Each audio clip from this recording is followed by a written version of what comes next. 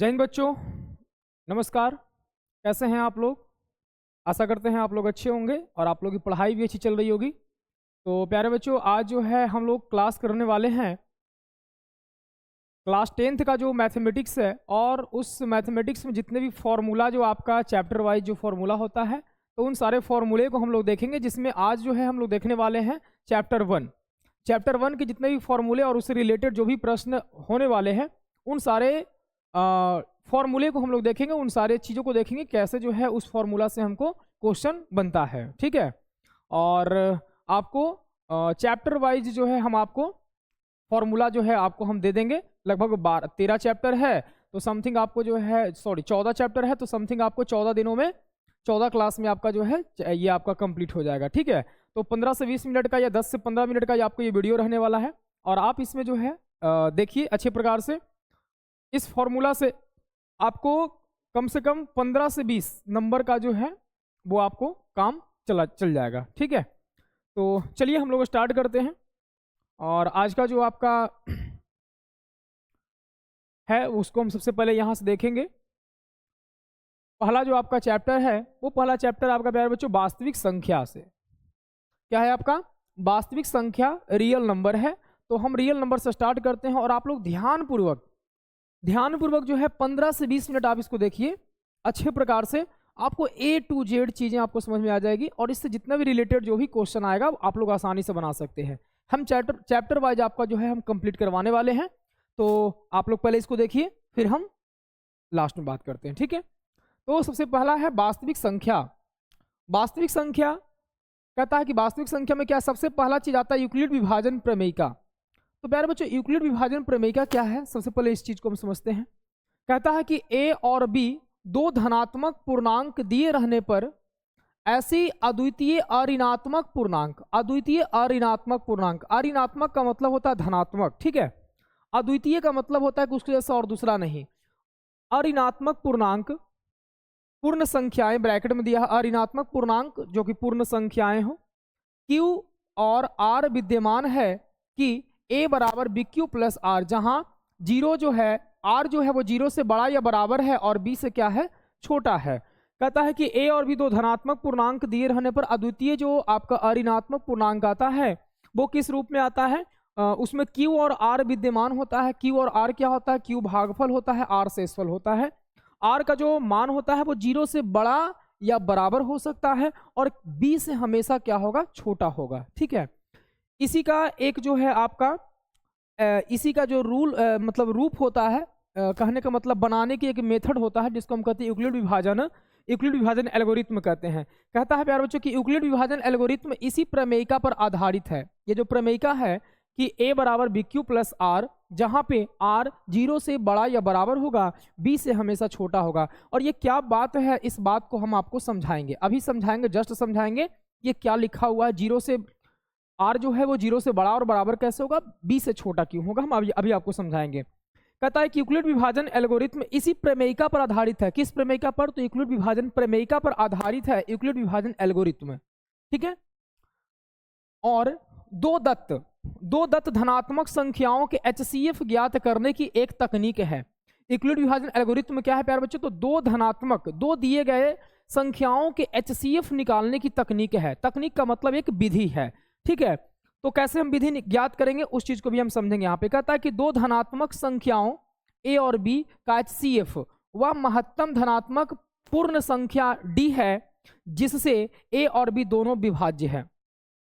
कह रहा है कि दो धनात्मक संख्या A और B का अगर HCF ज्ञात करना है, तो कहता वह महत्तम धनात्मक पूर्ण संख्या है, वह महत्तम पूर्ण संख्या D है जिससे A और B दोनों क्या हो जाती है? विभाज्य हो जाती है। मतलब अगर हम A और B का जैसे हम HCF निकालते, से मान लीजिए यहाँ पे हम HCF निकालते हैं, 2 से 4 में हम HCF निकालते। ठीक है, तो हम अगर भाग लगाएंगे तो 2 दूनी का 4 ये क्या हो जाएगा? कैंसिल हो जाएगा। 2 दूनी का 4 क्या हो जाएगा? कैंसिल हो जाएगा। तो HCF क्या आया? HCF हमारा आया कितना? HCF हम लिखेंगे 2। HCF हम लिखेंगे कितना? 2। ठीक है, तो ये जो HCF आया इसको हम मान लेते हैं कि HCF क्या है? D है। HCF क्या है प्यारे बच्चों? D हम मान लेते हैं। और ये जो D आया है ना, जो HCF आया है, इन दोनों संख्याओं को A और B को, तो A हमने क्या माना था? A माना था हमने 4, और बी क्या माना था, बी माना था हमने 2। तो ये दोनों संख्या को ये डी जो है वो क्या करेगी, पूरी पूरी काट देगी। मतलब जो भी HCF आता है वो जिसका HCF होता है ना, उन सारी संख्याओं को HCF क्या करती है, काट देती है। ठीक है, तो ये यहाँ पे कहा गया है। आगे बढ़िए, अगला पॉइंट की ओर बढ़ते हैं। कहता है कि कार्यकारी नियम क्या है, कार्यकारी नियम HCF निकालने का नियम क्या है। कहता है कि यदि दो धनात्मक पूर्णांकों A और B, जहां A क्या है B से बड़ा है, का HCF ज्ञात करना हो तो A को B से विभाजित करेंगे। पहले A को हम B से क्या करेंगे, विभाजित करेंगे। बड़ा को A मानना है, छोटा को B मानना है। ठीक है, बड़ा को हमेशा A मानना, छोटा को B मानना है। तो A में हम B से विभाजित करेंगे तो वहां भागफल क्या आएगा, Q, और शेषफल क्या आएगा, R होगा, है ना। तो इसी को हम लोग लिखते हैं इस प्रकार से, यूक्लिड विभाजन प्रमेय, यूक्लिड विभाजन एल्गोरिथम से A बराबर BQ प्लस में क्या लिखते हैं, R लिखते हैं। A बराबर BQ प्लस में R लिखते हैं। A क्या हो गया, A में हम भाग देंगे तो वो भाज्य हो जाएगा, B क्या हो जाएगा, भाजक, Q क्या हो जाएगा, भागफल, और R क्या हो जाएगा, शेषफल। R क्या हो जाएगा, शेषफल। तो R शेषफल जो होगा ना वो हमेशा क्या होगा, B से छोटा होगा। यानी कि जो भाजक होता है वो भाजक से हमेशा क्या होगा, छोटा होगा। हम भाग देकर के एक एग्जाम्पल लेके हम आपको समझाएंगे। अभी देखिए, कहता यदि R बराबर 0 आ जाए, शेषफल 0 हो जाता है, तब A और B का जो अभिष्ट HCF होता है वो क्या हो जाता है, B ही हो जाता है। जैसा कि हम अभी आपको बताए थे कि 2 में अगर हम 4 में अगर हम 2 से डिवाइड करते हैं, 2 दूनी का क्या हो गया, 4, ये कट गया, यानी शेषफल क्या आ गया, 0। अगर शेषफल 0 आ जाता है, शेषफल क्या आ जाता है, 0, तो अभिष्ट HCF क्या हो जाता है, B ही हो। अब B जो होता है वही अभिष्ट HCF हो जाता है। यानी ये हमारा क्या था, B था, ये हमारा क्या था, A था, ये क्या है, Q है, ये क्या है, R है। तो अगर शेषफल 0 आ गया तो जो B था ना वही हमारा HCF हो जाएगा। तो यहाँ पर HCF क्या हो जाएगा, HCF हमारा B ही आ जाएगा। HCF क्या हो जाएगा प्यारे बच्चों, B ही हमारा HCF आ जाएगा। ठीक है, आगे कहता है कि यदि R is not equal to 0, R यदि जो है 0 के बराबर नहीं होता है, तब B को शेष R जो चरण 1 से प्राप्त हुआ है से विभाजित करें और भाजक Q और शेष N को प्राप्त करें। यदि R बराबर 0 तब R अभिष्ट HCF होगा। मतलब कह रहा है कि अगर यहाँ पे 0 नहीं आता है तो क्या करिएगा, इसको यहाँ पर भाजक ले लीजिएगा और इसको क्या ले लीजिएगा, भाज्य ले लीजिएगा, और फिर से क्या करेंगे, वहां पे भाग की प्रक्रिया हम आगे बढ़ाते चले जाएंगे। हम अभी आपको दिखाते कैसे लेंगे जो। ठीक है, आगे कहता है कि यदि 3 पूर्णांक संख्याओं के HCF ज्ञात करने के लिए पहले 2 पूर्णांक संख्याओं का HCF ज्ञात कर लें, तब तीसरी संख्या और प्राप्त HCF का HCF ज्ञात करें। अगर 3 संख्या है तो पहले 2 का HCF आप निकाल लीजिए, और दोनों का HCF जो निकल जाएगा, और तीसरी संख्या को फिर HCF निकाल लीजिए, वो आपका HCF हो जाएगा। तो कहने का मतलब यहाँ पर हम एक एग्जाम्पल लेते हैं, ये देखते हैं।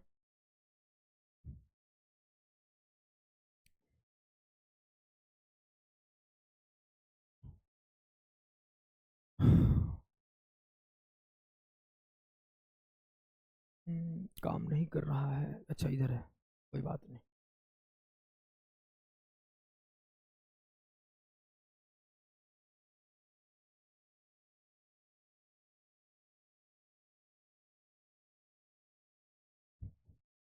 आइए यहाँ पर हम एग्जाम्पल ले लेते हैं, एक छोटा सा एग्जाम्पल ले लेते हैं। ठीक है, जैसे मान लीजिए कि हम ले लेते हैं यहाँ पे कितना से, जैसे मान लीजिए हम 25 से एग्जाम्पल ले लेते हैं। 25 से हम डिवाइड करते हैं, यहाँ पे 25 से हम डिवाइड करते हैं हम 75 में। तो यहाँ पर क्या करते हैं, माना A बराबर कितना, A बराबर हम ले लेते हैं 75 और B बराबर ले लेते हैं कितना, 25। तो A बराबर 75 है, 25 तिया क्या आ जाएगा, 75, 25 तिया 75। ये तो हमारा यहाँ पर शेषफल 0 आ जाएगा। ये जो हमारा मान था ये हमारा B है, जिसको हम भाजक कहते हैं। ये A हो गया, यहाँ से हमारा क्या आ गया, ये हमारा Q आ गया, और यहाँ से हमारा R आ गया। अगर R का मान 0 हो गया, R का मान 0 हो गया प्यारे बच्चों, तो ये जो हमारा B होगा वही हमारा HCF हो जाएगा। तो हम लिखेंगे HCF इज इक्वल टू कितना, 25, ये हमारा HCF हो जाएगा। लेकिन अगर R 0 नहीं होता है, अगर R 0 नहीं होता है, और एक चीज आप ध्यान दीजिएगा कि R का जो मान होगा वो हमेशा क्या होगा, B से क्या होगा, छोटा होगा। 0 से बड़ा या बराबर, और 25 से वो छोटा होगा। इसी को हमने लिखा था कि R जो है वो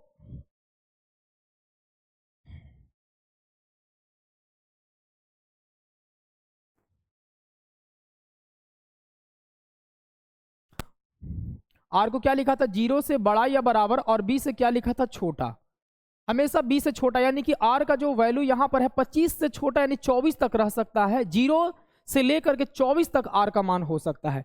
अब कहता है कि यदि जैसे मान लीजिए एक छोटा सा ले लेते हैं, यहाँ पे 3 और यहाँ पे 8 ले लेते हैं, ठीक है। तो यहाँ से हम लगाएंगे 3 दूनी का 6, 2 आ जाएगा। यहाँ पर हमने क्या लिया, a बराबर 8 ले लिया और b बराबर हमने 3 ले लिया। तो यहाँ से हमने 3 दूनी का 6, 2 लगाए। बताइए शेषफल तो 0 नहीं हुआ। जब शेषफल 0 नहीं हुआ तो इस शेषफल से हम फिर क्या करते हैं, इस भाजक b में हम डिवाइड कर देते हैं। तो यहाँ से 2 एकम 2 आ जाएगा, फिर 1 आया, फिर भागने लगा, फिर लगाते जाएंगे, फिर यहाँ से आ जाएगा 1 दूनी का 2, ये हो जाएगा आपका 0। जब तक 0 ना हो जब तक आप भाग लगाते जाएंगे तो आपका जो HCF आ जाएगा, ये HCF हो जाएगा आपका कितना, 1। ये आपका HCF क्या हो जाएगा, 1 हो जाएगा। लास्ट में जो HCF आ जाएगा वो आपका 1 हो जाएगा, ठीक है। तो इस प्रकार से आपको कहा है यहाँ पे करने के लिए। आगे बढ़ते हैं।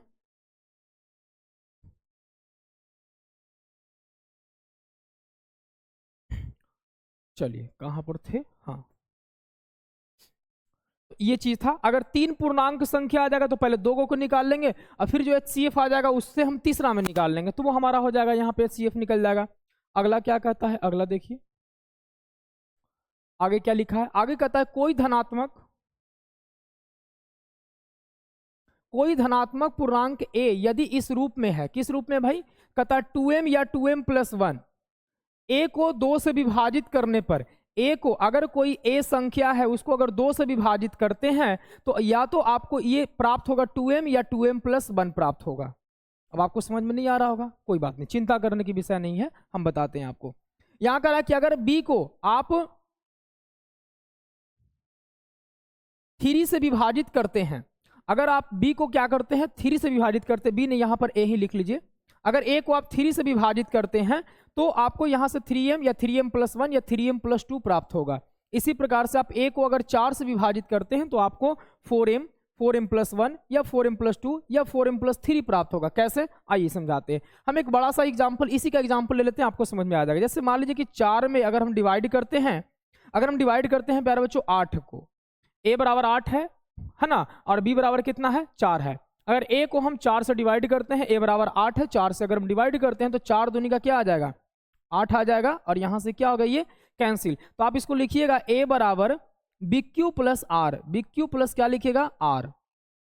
तो a का मान तो 8 हो गया, b का मान कितना हो गया, 4, ठीक है। और q के जगह पर यहाँ पर m इसको मान लिया है तो कोई बात नहीं, q की जगह पर हम इसको m मान लेते हैं। अब प्लस में आ जाएगा 0, तो बताइए तो इसको आप क्या लिखिएगा, 4m ही लिखिएगा ना। देखिए तो 4m प्राप्त हो रहा है, q की जगह पर वो m मान लिया है तो m यहाँ से। अगर मान लीजिए कि 4 को आप डिवाइड करते हैं, 4 से आप डिवाइड करते हैं 9 को, ठीक है, तो 4 दूनी का क्या आ जाएगा, 8। शेषफल कितना बचेगा, 1। आप एक बार इसको लिखिएगा इस प्रकार से, a बराबर bq प्लस में r। तो यहां से क्या आ जाएगा, b का मान 4 और q की जगह पर आप m मान लेंगे यहाँ पे, तो यहां से हो जाएगा 4m हो जाएगा। अब प्लस में क्या हो जाएगा, यहाँ से 1 हो जाएगा, प्लस में क्या हो जाएगा, 1। देखिए 4m प्लस में क्या आपको प्राप्त हो रहा है, 1 प्राप्त हो रहा है, 4m प्लस में 1 प्राप्त हो रहा है। इसी प्रकार से अगर 4 को डिवाइड कर देते हैं आप किसमें, 10 में, तो 4 दूनी का क्या आ जाएगा, 8। तो यहां से हो जाएगा 2, यानी आप इसको लिखिएगा तो 10 बराबर आप इसको लिख सकते हैं 4m प्लस में कितना, 2, 4m प्लस में 2। देखिए 4m प्राप्त हुआ, 4m + 1 प्राप्त हुआ, 4m + 2 प्राप्त हुआ, अगला 4m + 3 प्राप्त होगा। अगर 4 से डिवाइड करते हैं आप 11 में, 4 तिया क्या हो जाएगा, 4 दूनी का 8 हो जाएगा, 4 दूनी का यहाँ पे 8 हो जाएगा। तो आप घटाइएगा तो कितना हो जाएगा, 3। अगर इसको आप लिखिएगा यहाँ पे 11 को अगर आप लिखेंगे तो यहाँ से आपको प्राप्त होगा, 1 मिनट,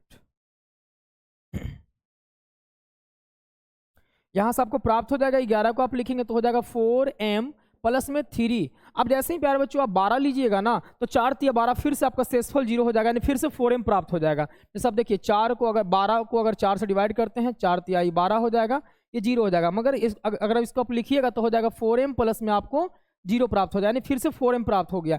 यदि 4 से आप डिवाइड करते हैं तो आपको 4m प्राप्त होगा, या 4m + 1 या 4m + 2 या 4m + 3, 4 से कम ही तक प्राप्त होगा, ठीक है, 4 से कम ही प्राप्त होगा, यानी r का जो मान होगा वो 4 से क्या होगा, कम होगा। 0 हो सकता है, 1 हो सकता है, 2 हो सकता है, 3 हो सकता है। इसी प्रकार से 3 से अगर आप डिवाइड करते हैं तो 0 हो सकता है, 1 हो सकता है, 2 हो सकता है, बस 3 नहीं होगा।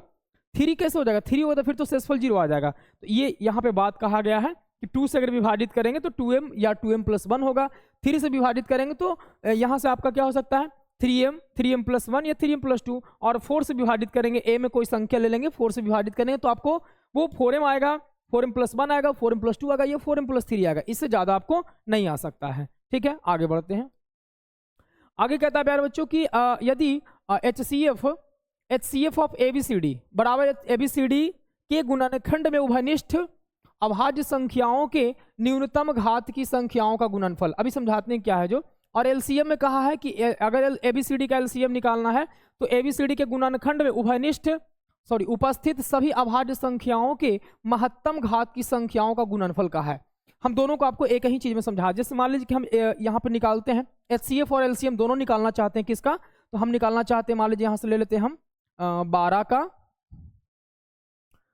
और 24 का और यहाँ पे 36 का, और एक दो संख्या ले सकते हैं, कोई दिक्कत नहीं, 12, 24, 36 और ले लीजिए, मान लीजिए हम ले लेते हैं यहाँ पे 72 का ले लेते हैं।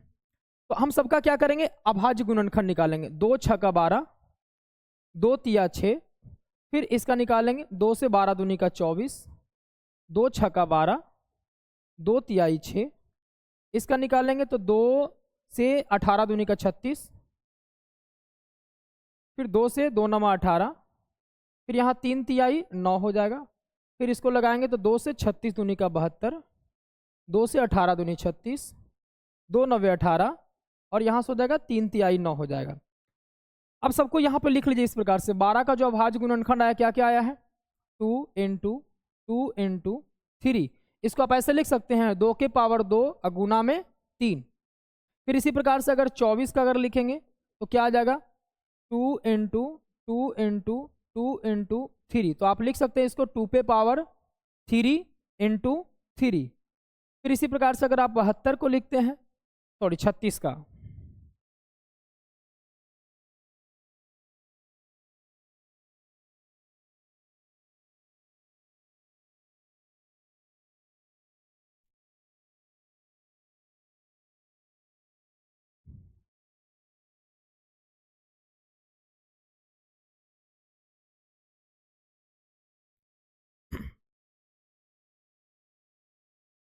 एक मिनट रुक जाइएगा थोड़ा सा,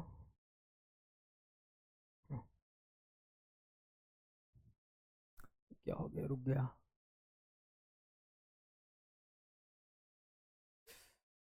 भी परेशान किए हुए है।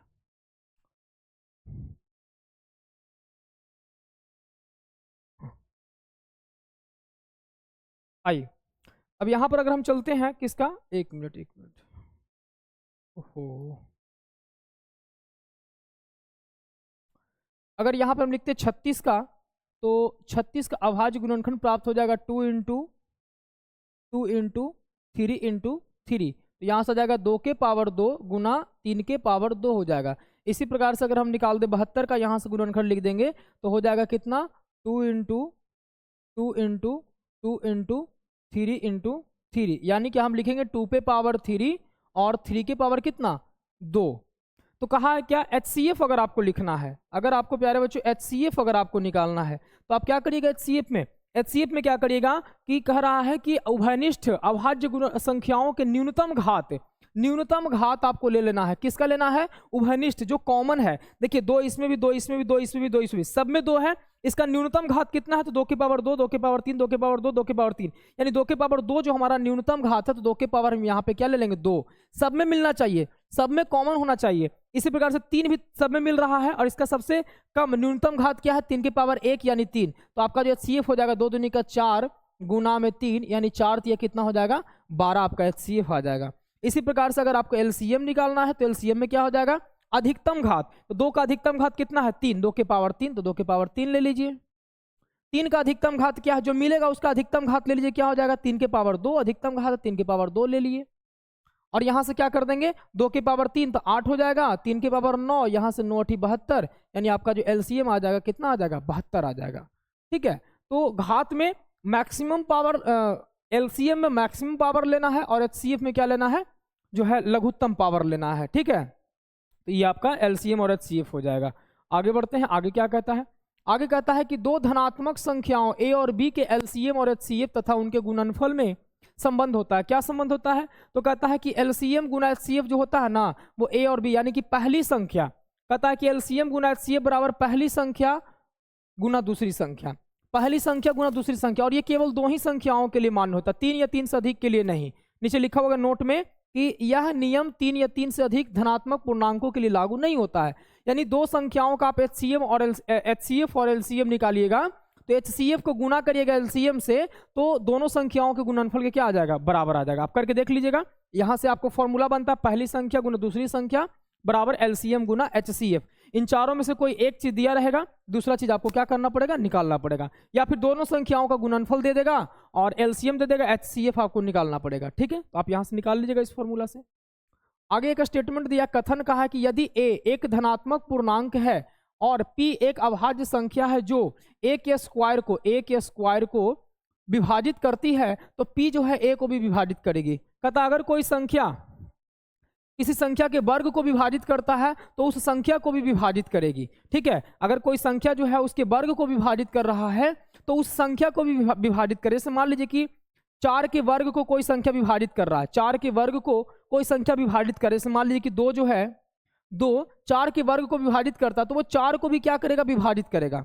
4 को भी क्या करेगा, विभाजित करेगा। ये यहाँ पे कह रहा है कि कोई संख्या किसी के वर्ग को विभाजित कर रहा है तो उस संख्या को भी विभाजित करेगा। आगे देखिए, आगे क्या कहता है, कहता है यदि किसी परिमेय संख्या के हर का अभाज्य गुणनखंड 2 या 5 या दोनों हो तो उसका दशमलव प्रसार क्या होगा, शांत होगा। यदि किसी परिमेय संख्या के हर का अभाज्य गुणनखंड आप निकालते हैं और 2 होता है या 5 होता है, या 2 या 5 दोनों होता है, केवल 2 या केवल 5 या 2 या 5 दोनों होता है, तो उसका दशमलव प्रसार आप कह देंगे कि इसका दशमलव प्रसार शांत होगा। ठीक है, अगला कहता है कि यदि किसी परिमेय संख्या के हर का अभाज्य गुणनखंड 2 या 5 के अतिरिक्त कोई दूसरी संख्या हो जाती है तो वो P/Q का दशमलव प्रसार, यानी वो परिमेय संख्या का जो दशमलव प्रसार होगा वो अशांत आवर्ती होगा। अशांत होगा लेकिन क्या होगा, आवर्ती होगा। जो बारंबार संख्या आती जाती है उसको हम आवर्ती कहते हैं। ठीक है, अशांत आवर्ती। जैसे मान लीजिए कि आप ऐसे लिख दिए 3.333333 इस प्रकार से डॉट डॉट डॉट आवर्ती चला जा रहा है, तो इसको हम बोलते हैं आवर्ती बोलते हैं। तो अशांत आवर्ती होगा, अशांत है लेकिन क्या है, आवर्ती है। ठीक है, जैसे 10 में आप 3 से डिवाइड करते हैं, 10 में आप 3 से डिवाइड करेंगे क्या हो जाएगा, अशांत आवर्ती होगा। तो ये होता है इसका पूरा ये फॉर्मूला। आपका इतना था एक्सरसाइज 1 में, आपको इतना ही चीजें समझनी थी। आई होप आपको अच्छे प्रकार से समझ में आया होगा। और अगर प्यारे बच्चों आप चाहते हैं कि एक्सरसाइज 2 का हम फॉर्मूला बनाएं और अच्छे प्रकार से आपको हम अगर समझा पाए हों, तो आप जो है इस वीडियो को आप लाइक करें और कमेंट में आप जरूर लिखेंगे। अगर आप जो है एक्सरसाइज 2 का फॉर्मूला चाहते हैं तो आप जो है इस वीडियो पर जो है आप कमेंट जरूर करेंगे कि हाँ हमें एक्सरसाइज 2 का फॉर्मूला चाहिए। तो हम पूरे फॉर्मूला को अच्छे प्रकार से और भी जो है मेहनत करके हम एक्सरसाइज 2 का फॉर्मूला हम करवाएंगे और साथ में कुछ क्वेश्चन भी हम आपको उस बताएंगे साथ साथ में कैसे आपको वहां पे करना है।